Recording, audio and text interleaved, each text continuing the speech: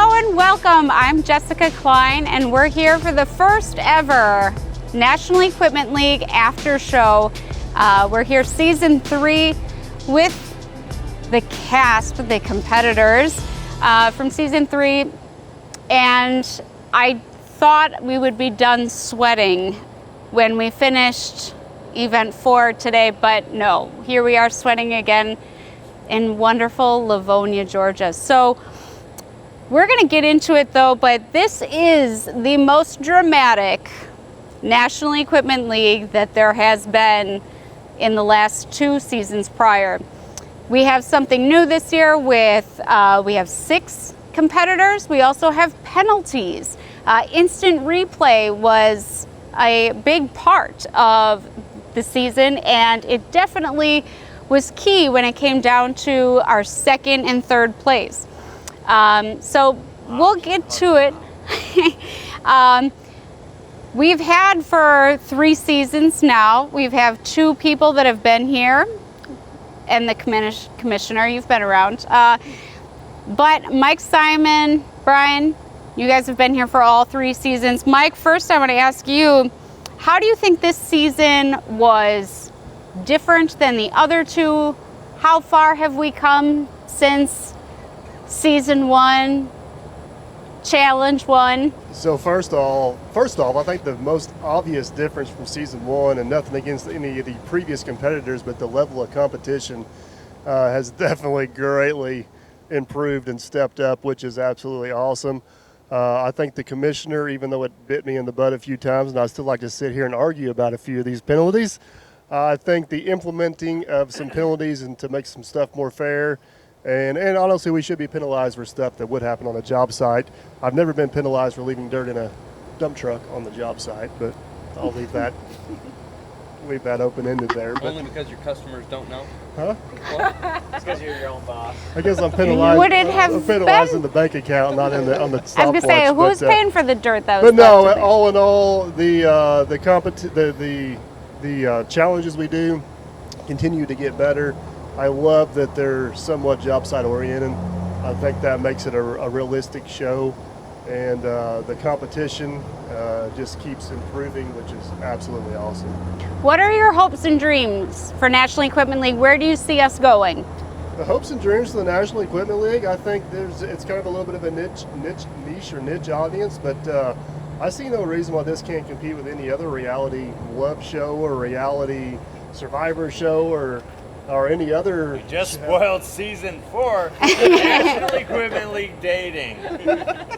I thought you were But, going naked and afraid, but that's okay. It's not awkward quick, guys. But no, I think this show could reach just as many people as a lot of these other ones. I mean, how many guilty rabbit holes have we went down on TikTok or YouTube or Bravo TV, Commissioner? But Roku. And not only that, we get to show the talented people in this industry. That's really important to me, is to show that there is super talented people in this industry and get people excited about being in the industry. Absolutely, thank you. Brian, you've also been here since the beginning. I love that you two have this healthy rivalry. Maybe season 4 will have better set up with the decorations there and the set. But Brian, Commissioner, we are fining you. That's a minute That's a 30-second penalty. Yeah. Party all you want. Let's do it. But real, you've been here since the beginning. I love the banter and the friendly competition between you two. But what are your thoughts on how we've progressed, and what are your thoughts on that? So it's come a long way in a very short amount of time. The first event was us standing in a field, all trying to figure out what we're doing, including Bill, trying to jam all of the events into one day, and it was fun but exhausting and grueling. And so, just from event 1 to event 2, we kind of were able to move into a mindset of backing off the throttle a little bit.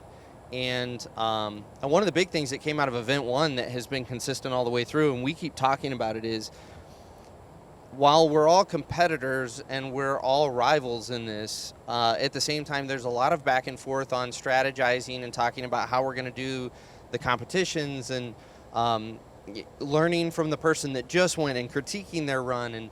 And so that's been a really cool thing to see it really progress, because I do feel like the group dynamic here has gotten a lot tighter, especially from season 2 to season 3. And that's been really, really fun.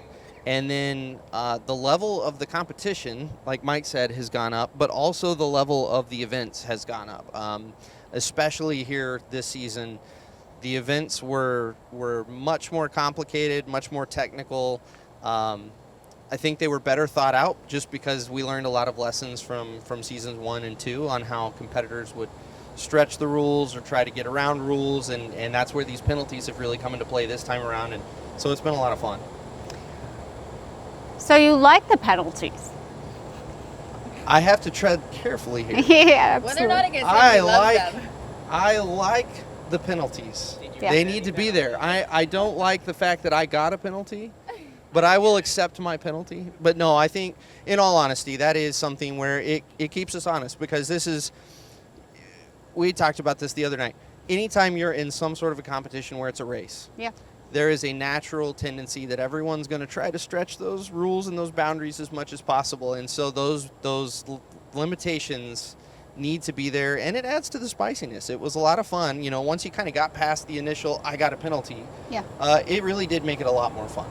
I think back to season 1, it has all gone very quick, so it's hard to, maybe if this was season 2, but if there had been a penalty in place for when Andrew Camarada had the wheel loader and was guns a-blazing going at that ADT, I wonder if he would have taken the same approach. And I feel that it also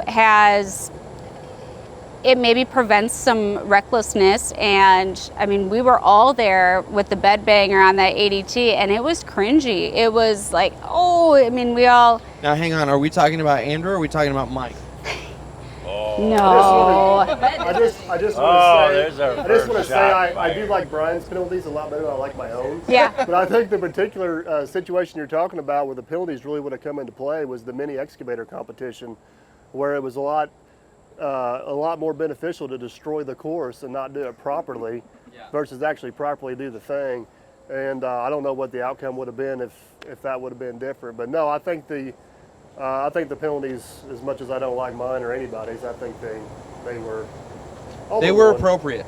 Yeah. I think that's a good word for it. They were not enjoyable, but they were appropriate, Well, and it keeps us in the rails. The biggest thing is the penalty was enough of a penalty that it deterred you from trying to get it. From trying to work around it. Right. Yeah, right. absolutely. But I also appreciate, though, the level of competition, and that to really maybe get that jump ahead or that competitive advantage, that you're thinking outside the box and trying something new and approaching it maybe a little bit differently. And so when you take a chance, there's some risk, and that something like that could happen. And So that's where I think this is a good segue into kind of the behind the scenes that happens is most of the viewers look at the events and they see it as a single event and moving into the next event. And what's actually happening behind the scenes is we know what the running tally is on the points. And so, you find yourself in a situation like today where I'm tied for third place and there's the potential to do something that might get me in trouble but might not. Mm-hmm. What am I going to lose? I'm either going to go to fourth place, which there's a good risk that I'm already going to do anyway, or if I can pull it off, if someone wasn't, a little stingy on the rules here, 2 of them really, I could have bumped up a spot or 2, and so I couldn't lie. Mom might have been watching. What's that? I said I couldn't lie on camera. Mom might be watching. That's true. I'll give it to him. But yeah, that's kind of the cool part about the behind the scenes of the bigger picture of what's going on in these is, as competitors, you're really jockeying more than just in that single event. You're looking at the overall points and then strategizing what you need to do accordingly. And sometimes you just got to go for it. And you did a great job of that, and many of you did. I loved the different approaches, and I love the discussion. And real world, I think that's an appropriate, wonderful part of the operating industry. And you have a crew and your laborers, and everybody learns from each other. And I really appreciate that. So can I add to that? Yeah. I want to pass the mic to Maddie because she actually had a comment on that at dinner that I think was really good. About the different techniques and strategies. So one of the things I know as coming into this with a bunch of guys that really know what they're doing, have a ton more experience on me, but giving it a shot anyways. Seeing how everybody approaches these different challenges with a different technique, and really, like you said, critiquing. Everybody's talking behind the scenes about how you're doing it or how you're gonna do it. The potential for losing time, points, and all of those things really comes into play, when you're about to go up, and, there's several different ways you can do it, but like you said, losing time or, missing out on those points is a big thing, and it happens fast. So, Do you wish in prior seasons, Mike, you had Aaron here? Actually, Brian Furness had I Aaron had Aaron. here. I mean, And Aaron that may have was- came with Mike. But there was some collaboration. Did that make a difference for you? Because this was the first season that you did not have your support system of Aaron or Mrs. Dirt Perfect. Did Is that this affect you? Is this where I give the politically correct answer where I'm allowed to sleep in my own bed, or I give the honest answer where I may not want to go home? Yeah. So from a competition standpoint, I don't know if it made a huge difference, but from a fun, entertaining standpoint, I think it made a huge difference because there is I wish, and I know you guys tried to do it in season 2 with the behind the scenes and Mike, the one camera guy over here. I think that's his name. That's not Mike. The other guy's named Mike. No, he's Mike. They're all Mike. They're all Mikes. I should just go with Seven Mike. 'cause Mike. everybody We here love is the named name Mike, Michael. But the behind the scenes camaraderie amongst all of us, I know we're competing on camera, but when we're not competing, we are literally a great group of friends. And we want the next guy to honestly do good.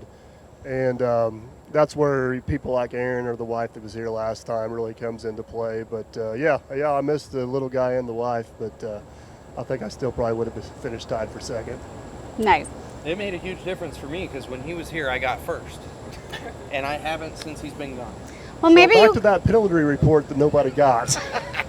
maybe we call Aaron up this time. So, all right. So we spoke to folks that have been here. You guys have been here for season 1 and 2. We want to go to our first regional contestant, Mike. On our regional episode, everybody, I called him Robert, and that is not wrong. And I think, called you Michael, and that is not wrong either. So just don't call you late for dinner, right? Or soon. Correct. But that is fun. I really love with the National Equipment League that we are now starting to look at some regional opportunities to qualify. And so tell us a little bit about why are you here? What interested you? Why did you raise your hand and want to compete in the regionals and have a chance to come be here with us today? Well, there was an email passed around from, I believe it was an email, and there was also a post on Facebook about being in the regional competition from Diamond Equipment. And I've been around equipment my entire life. It was local. I just didn't know about all this beforehand. We're just from a small town in Indiana and don't get out much, I guess. I've seen these guys before on Facebook and things like that, but didn't really know them and didn't know the extent of all this. Didn't know the extent of all these guys either and their followings and stuff like that. I just wanted to be part of something, kind of tell my story a little bit, things that I do, my experiences I've had. So I'm a lot older than these guys by quite a few years, but it's all I've ever done, and I wanted to just go out and have a good time. Awesome. Well, we so appreciate. What are your thoughts? Did you like it? Would you come back? What would you change, Mike? I don't know if I would change anything. I had a great time. I was very nervous, not knowing what we're going to get into. I know we went to the qualifier and did fairly well there. I'm not used to being around the cameras like all these guys are. That right. Buzzing in got your your I'm not used to all that, and these guys are, and that played a lot on me. Sure. I was very, very nervous. Made a lot of just very small mistakes that cost me a lot of time, and I don't know what I've done different. I had a great time. These guys are excellent operators.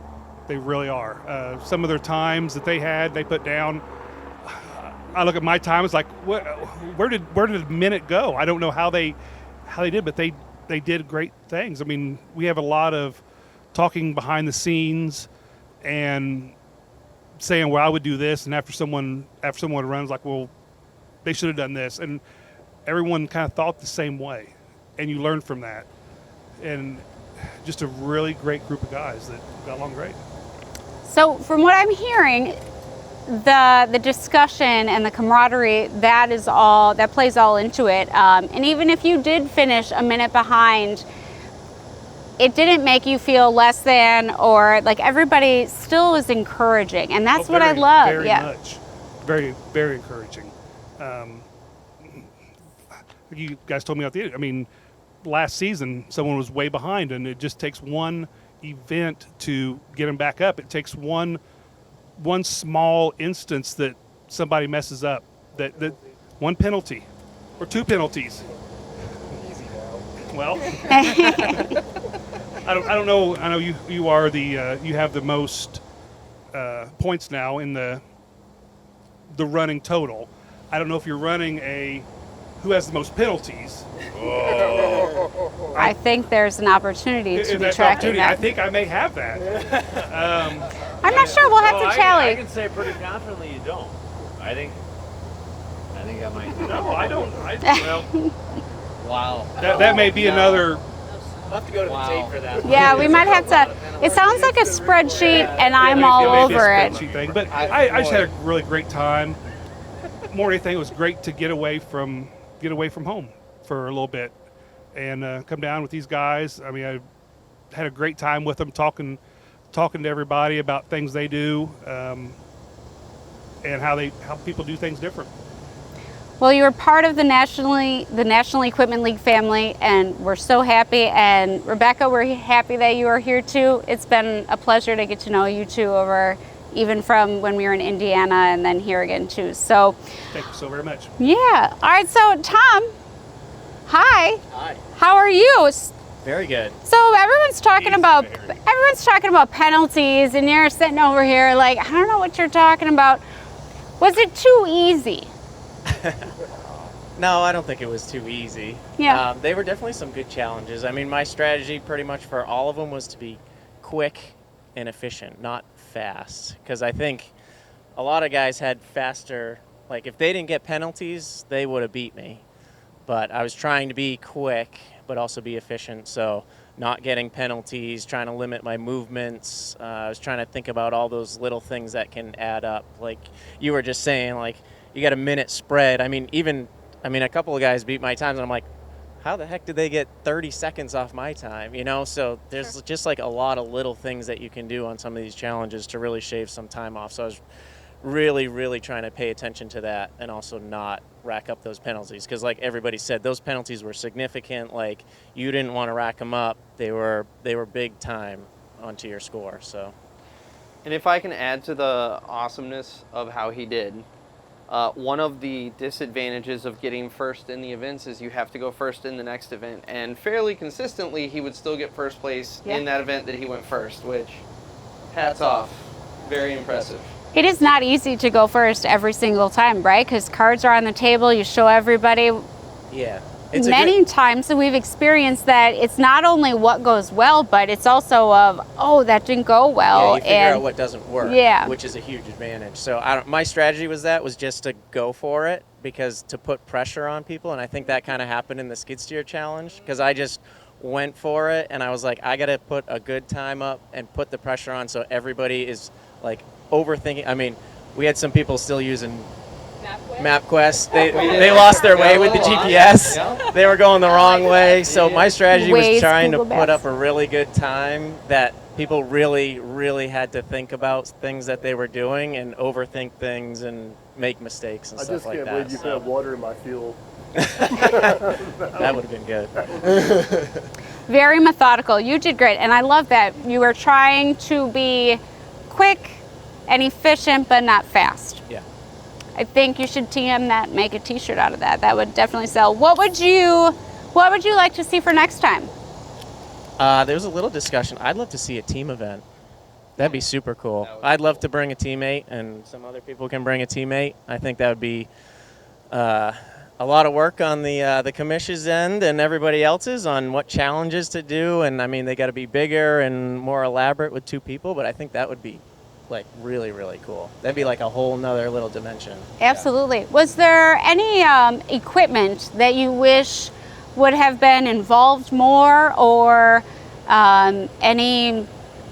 No, I mean, you covered all the major food groups on the equipment side, so did a pretty good job on kind of covering everything and mixing everything in. And I think most of those pieces of equipment, everybody at least had some experience on. It wasn't like something that nobody's ever run before. I mean, we had the 4-in-1 bucket, which nobody really had experience, so that was a good thing. I mean, everybody had at least a little experience on the skid steer, but the 4-in-1 bucket kind of like leveled the playing field with that. So. And that kind of piggybacks off of Mike's comment about previous competitors. I think a big disadvantage for a lot of the previous competitors is they didn't have experience on several of the machines that were involved in the runs, and it gave them a distinct disadvantage. And I do feel like this group of competitors, it was a much more level playing. Yeah, we had a well-rounded group Yeah. of competitors in their experience level or experience with equipment.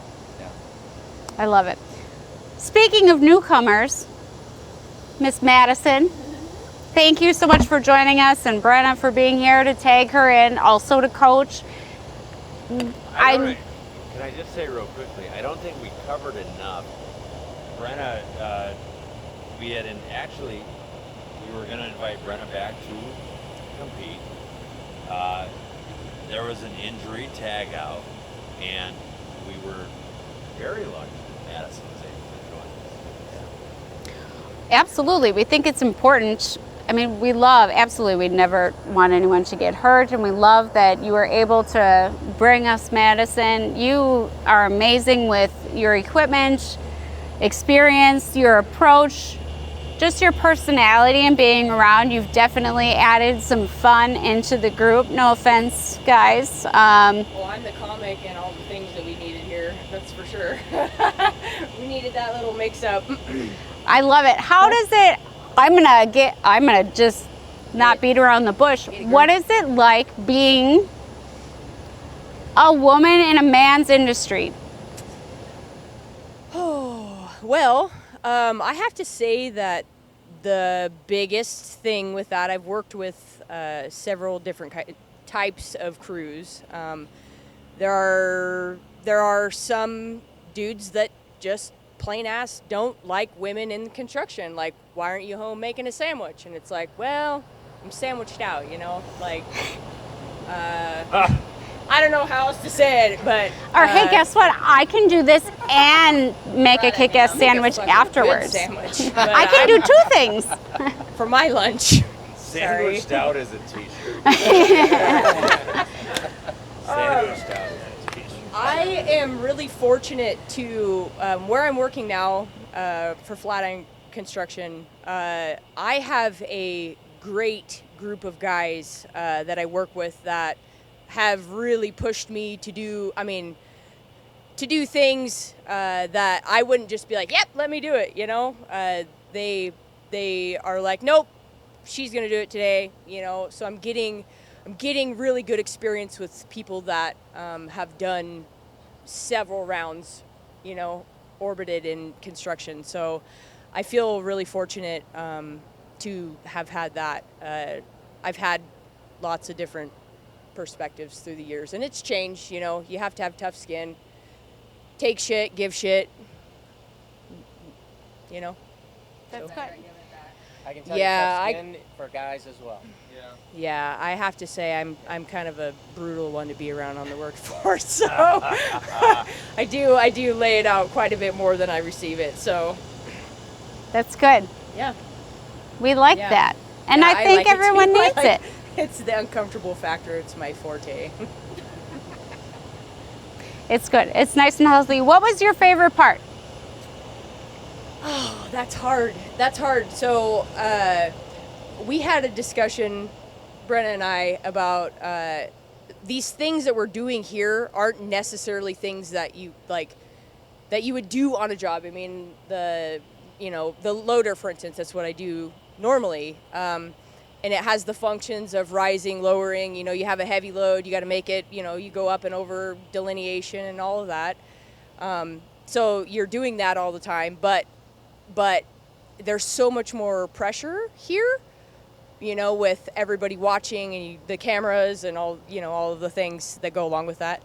But I have to say my favorite take on this was seeing all of these really, really talented guys, and of course it makes me nervous. I'm like, oh wow, I'm screwed. But learning bits and pieces from each one of these people that I can take back with me and hone my skills. So I have to say that for me is the best takeoff on this. And if I come back, hopefully, maybe I might smoke you guys' asses. I'd have to say that's a sign of a good operator that's willing to learn and pay attention. Oh, I'm the first one. I'll be the first one to tell myself and say I don't know. For us that hire people, that's what you want out of an operator, is somebody that can study and learn and listen and take coaching. Yeah. So, good job. Yeah, I own it. If I mess up, I'm the first one to say it. So. So when I got in 13 years ago, there was kind of a lack of wanting to teach. So I did learn a lot of the stuff that I was doing by watching what was going on around me, what to do, what not to do. And then a lot of times there is one tiny little tweak that you can do that maybe you've never known before that can make a huge difference. But also being out here, which Mike Simon and Brian Furness were out there with me. And I remember when I built my rock wall, I didn't finish it. I almost had my rock and Bill called time. And I was kind of internally beating myself up about it. So I'm like, I could have done it, but I wanted to make sure that it was a legitimate, product and quality. And then to hear them say she had the best looking wall, so they found a way to still make it positive. And it kind of changed my perspective of, the people that are successful, they're not going to put you down. They're going to give you constructive criticism and help you, but still let you know, like, you did good. Like, don't give up. Just keep going and keep trying. And that, like I said, changed a lot because they're very successful and we can learn a lot from them while we're here. I love that there's the opportunity for everybody watching to maybe become a better operator or even just to have interest in it. That's huge for me and for the industry, right? There's a shortage. What I want to know for both of you, right, mothers, if your daughters, and I will ask both of you separately, if your daughters came to you and said, Mom, I want to be an operator, what would you say? Oh, yeah. When I was a little girl, I did not want to play with Barbies. I was outside with a shovel, digging in the dirt. I have a gigantic scar on my forehead from my brother. From a spade shovel, but anyways, yeah. Branded at a young age. But yeah, I have she's 10 years old now, and her dad's a welder, and her stepdad is an operator too. So she's she's our little pride and joy. And I mean, she welds with her dad, and I've taken her to work a couple of times, and she got to run scraper with me, and she's all about it. So I say go for it, do it. Don't let the male industry scare you. Do it. Well, and even the idea of you have to go to a 4-year college and having the office job, and there are so many advantages, and I have an office job. I appreciate and have a lot of respect for operators, and the equipment is expensive. To have a business, to have those resources and assets, and to put yourself out there, I just have a ton of respect, and I would love to see that more people maybe re-examine the operator profession and look at it as more of an opportunity, that it's limitless. Yeah, and there's a lot of opportunity, and that it's not a fallback. And I think that is a huge thing of what you're all doing, is to help show that this is a good thing. It is a good thing. I went through an apprenticeship, and they really ingrained that it isn't a fallback. This is something. I mean, if you enjoy being outside and build things, destroy things, and it's fun. Yeah. I mean, there's a lot of fun to be had. In all levels. I mean, they really push you to succeed and rise to the next step. So I feel like this is a really good building block for me. Just to like spark that interest. Like, yeah, it will get better, and maybe I will be back. Yeah. So Brenna, let's hear from you. Roxy says, Mom, I want to be an operator. What do you think? I would tell her obviously to go for it, but I would hope that when she got into it, and obviously the industry is evolving, like tell her to be confident, like know her self-worth, know that she can go out there and learn anything, and to just be willing to learn from anybody who's willing to teach you something, even if it isn't exactly what you're interested in. Like I worked at the Crusher and they wanted to teach me how to weld, and said like, no, I'm not a welder. Like I got out there and learned how to weld, and next thing you know, I'm out there changing screens, then I'm doing underbelts and things like that. But another thing is also I didn't exactly grow up the best, which a lot of us know that story, but the trades saved me twice.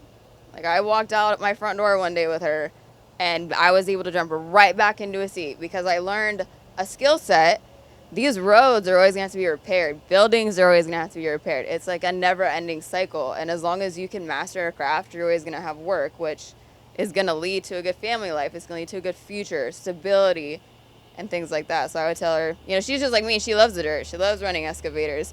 I remember we were watching the YouTube video of the qualifier, and Roxy was super into it, and no offense, but halfway through, she's like, no, Mommy, I want to watch you. And to, like, watch her watch that, and her eyes light up, and it was like, wow. And she looks at me, she's like, Mom, I'm so proud of you. She started crying. But it's just really cool to see how interested she is in it, because college is a lot of money. It is a lot of time. And that's not a guarantee that you're going to have a job, right? You could have all these credentials, but if you want to go work in the dirt, your credentials are how hard do you want to work and how bad do you want it. Yeah. And if you can do that, you're going to make a great wage and make a great life for yourself. I love that. The stability and the opportunity, and it saved you, and that there's a family, and everyone builds from that. So, all right. We will wrap it up here in just a moment. Would you say it was the most dramatic season ever? Absolutely. Yeah. 1,000%. And competitive season. Can I ask one question? Yes. Before we wrap up. So, Bill, this is the first time you've really had to be the bad guy, and you were the bad guy a lot. How was that for you? I said this to Mike earlier. Just to elaborate on that, I made a joke about the NFL being called the No Fun League, and I think penalties can ruin things, but also there's got to be a standard. There's got to be and the challenge has been no one has ever tried to create a professional sports league around heavy equipment operation. And so we are learning as we go. And even though the whole team does quite a bit of work ahead of time to say, here's where we think there might be a loophole, or, there's things that happen in competition that surprise us. And I didn't mean to be the bad guy. And I think there was a lot of times, and we're hearing Georgia's wildlife, by the way, if you're wondering, it's about 9 o'clock at night, and it's hot. We're sweating, and we might die. But I think we already did came back to life. no, I don't. I don't mind being the bad guy. I don't mind. You like we rules. we got it right. We got it right. We took the time. We implemented instant replay for the first time in quite an extensive way. And one of the most significant instant replay moments came.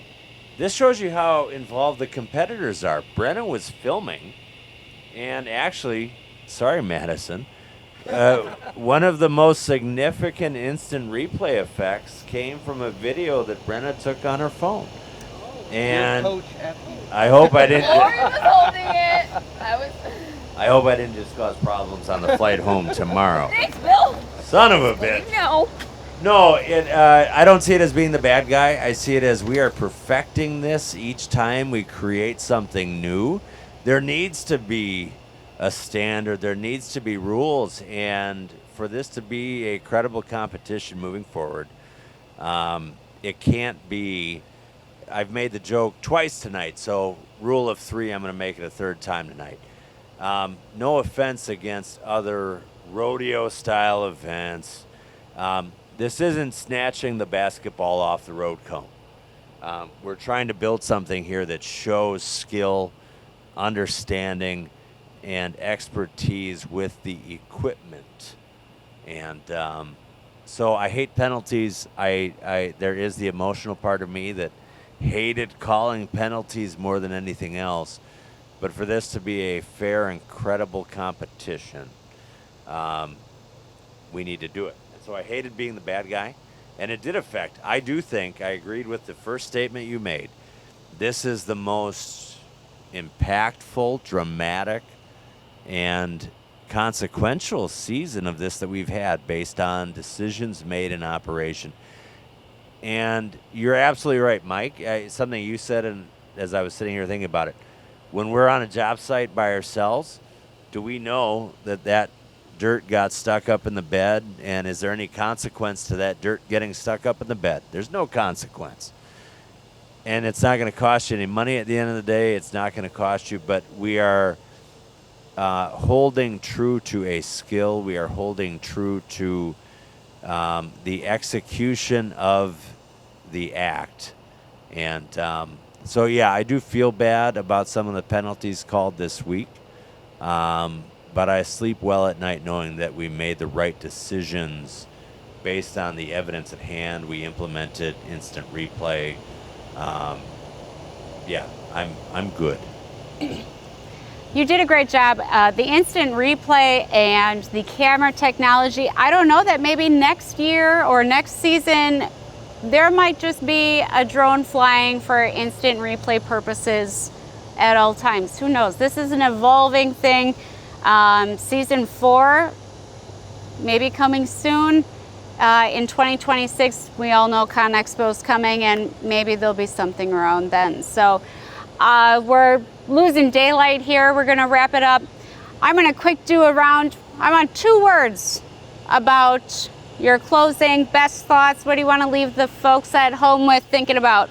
Mike, favorite 2 words, maybe 5. Maybe 5. What are your closing words? I learned a lot about other competitors and how much we think alike, but then again, how much we think differently. Just honored to compete against these guys. They're some of the best in the country. I truly believe that, and thanks for having us. No penalties. And you even held true to that with the 2 words. Such a champion. Thank you, Tom. Wait, he listens to direction. I'm very I just want to excited. say thank you for having me, and I enjoyed my time here. I'm not going to listen to you, by the way.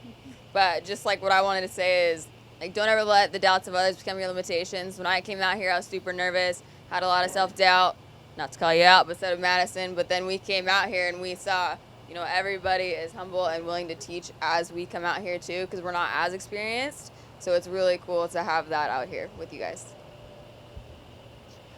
It doesn't matter how old you are. It doesn't matter what your gender is. Get into the trades, because all of the skills that you saw demonstrated through these competitions earn us paychecks every day. That's all I have to say about that. It's true. Even the lady behind the desk, I know how to operate thanks to Team Rubicon Heavy Equipment Operator Training. It is good for the soul to operate, and who knows, maybe I'll start practicing and Side Dirt Girl will be a competitor next time. If we get Jess. I Right? think that's fair. It could be fun. Fair? Kamisha, any final words No that you would like penalties to either. say? Let's fucking go.